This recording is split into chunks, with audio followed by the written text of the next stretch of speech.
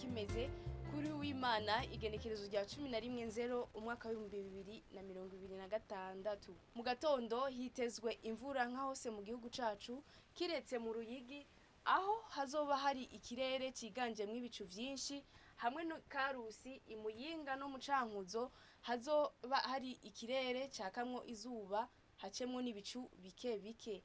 Hazoba hakanye gusumba ahandi ni mu Kayanza aho ibipimo vy'ubushuhe bizoba biri kuri °C 13.